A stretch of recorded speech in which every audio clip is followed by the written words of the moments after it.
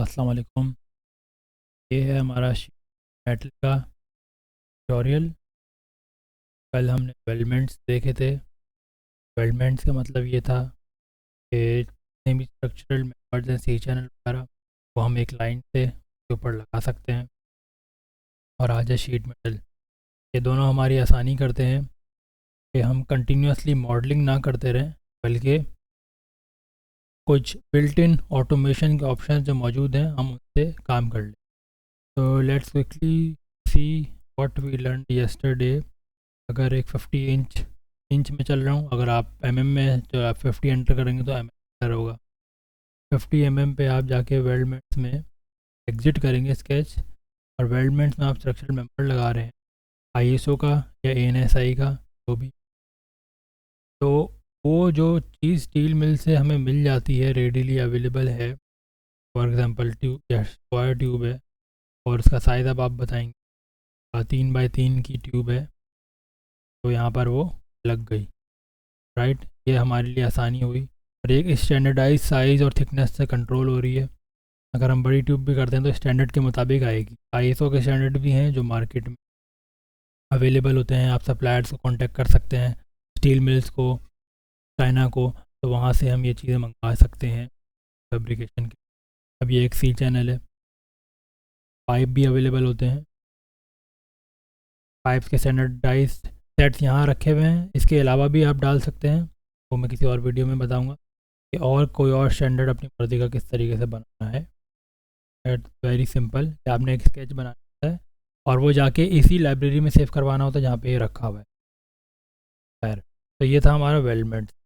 Weldment में और भी चीज़ें थी कि अगर दो पाइप आपस में कोलाइड कर रहे हैं तो वो ट्रिम और एक्सटेंड से ट्रिम भी हो जाते हैं कि पहले रुक जाए वो पाइप, ये पहले रुक जाए। इस तरीके से हम करियर क्रिएट करते करते कोई इसकी अच्छी एग्जांपल है जो इंडस्ट्रियल स्टेयर्स होती हैं, स्टील की स्टेयर्स होती हैं या ब्रिजेस वगैरह हैं, स्टैंडर्डाइज मेंबर से बनते हैं। और ये एक ही पार्ट होता है, इसके अंदर मल्टी बॉडी पार्ट क्रिएट होते जाते हैं, मल्टीपल पार्ट्स क्रिएट हो जाते हैं एक ही पार्ट के अंदर, तो यानी कि असेंबली नहीं होती। इसको लेके फिर एक और असेंबली में डाल सकते हैं। और अब हम देखते हैं कि शीट मेटल क्या है।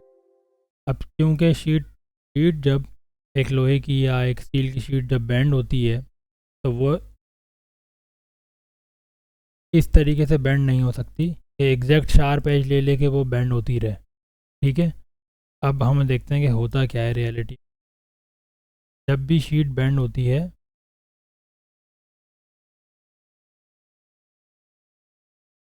तो शीट बेंड भी हो रही होती है।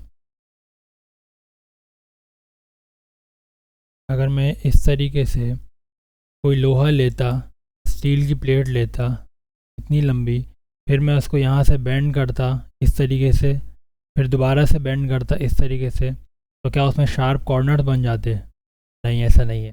वहाँ पे एक छोटा सा रेडियस आएगा, फिर एक रेडियस आएगा। एग्जैक्ट शार्प कॉर्नर बनाने लगेंगे तो वो वहाँ से शीट फट जाएगी, यानी कि टीयर हो जाएगी। अगर हम इसको शीट मेटल में कन्वर्ट करते हैं, इस स्केच को, जिस शीट की एक थिकनेस भी होगी, ये तो खाली एक लाइन है, तो ये हमारे पास आसानी है सॉलिड वर्क्स में कि हम क्विकली इसको शीट मेटल में कन्वर्ट कर सकते हैं। मगर अगर हमें शीट के पैरामीटर्स पता हों, शीट्स जो आती हैं वो 2 mm, 3 mm, 4 mm इस तरीके से आती हैं, या फिर इंचज़ में 11 गेज, 14 गेज, इसका मतलब है 0.1196 इंच, 0.125 इंच, इस तरीके। अब हम इसको एक क्विकली शीट मेटल में कन्वर्ट कर सकते हैं इस बटन से। और ये हम देख रहे हैं, तो ये तो एक्सट्रूजन की लेंथ है कि हमें 5 इंच या पता नहीं 10 या 100 इंच लंबी हमें चाहिए थी। एक कस्टम सी चैनल जैसे कि आप कह लें हमें चाहिए, या कोई भी और चीज़ हमें चाहिए। तो यहाँ पर आ रही है शीट की थिकनेस। शीट की थिकनेस मैं कह रहा हूँ 2 mm होनी चाहिए, तो इसके इक्विवेलेंट इंच बन गए। एक और चीज़ होती है मिनिमम बैंड रेडियस, ये ज़रूरी है। 0.03 हमारा मिनिमम बैंड रेडियस है। अब ये क्या होता है? ये होता है सब के फैक्टर वगैरह कि कितनी मोटी शीट है तो वो कितने मिनिमम बैंड रेडियस तक बैंड हो सकती है। अगर इससे ज़्यादा कम रेडियस रहेगा, रखने की कोशिश की जाएगी, तो ये शीट फट जाएगी। इससे ज़्यादा हो सकता है लेकिन इससे कम नहीं हो सकता। ये होता है मिनिमम बैंड रेडियस, और ये सब इन सब चीज़ों से आ रहा होता है के फैक्टर वगैरह। ये इसके पीछे एक थ्योरी है। तो शीट जब थे बैंड हो रही होती है तो वो थोड़ी सी श्रिंक भी होती है, खिंचती भी है, वॉट। और ये चार्ट्स आपको मिल जाएंगे ऑनलाइन भी, या जिस फैक्ट्री के साथ काम कर रहे हैं वो भी आपको दे सकते हैं कि किस थिकनेस पे क्या रखना है ये वैल्यू, ठीक है। इसकी एक एग्जांपल भी देख लेते हैं कि ये चार्ट किस तरीके से दिखने में होते हैं।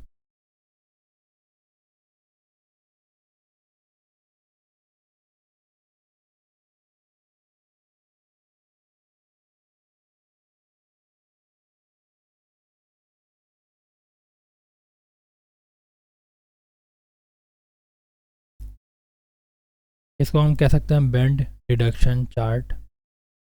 और यहाँ पे लिखा हुआ आ रहा है शीटों के size 10 gauge, 12 gauge, 14 gauge. 14 gauge पे एक्चुअल थिकनेस उसकी ये होती है, 14 का मतलब 14 वैल्यू नहीं है कोई, बस 0.07 या 0.1196 इंच में है। उसका मिनिमम बैंड रेडियस 0.03 होगा, मोस्टली का यही होता है। और एक और है बैंड डिडक्शन। अगर ये हम यूज़ कर रहे हैं बैंड रेडियस, इन साइड बैंड रेडियस, तो इसकी ज़रूरत नहीं है। अगर ये यूज़ कर रहे हैं तो इसकी ज़रूरत नहीं है, कोई एक वैल्यू इनपुट होती है। सिंपल आसानी के लिए ये समझ लें कि यही वैल्यू इनपुट होती है। और ये जो बैंड डिडक्शन आ रही है, बैंड डिडक्शन, बैंड अलाउंस और के फैक्टर, ये सब एक इक्वेशन का हिस्सा है।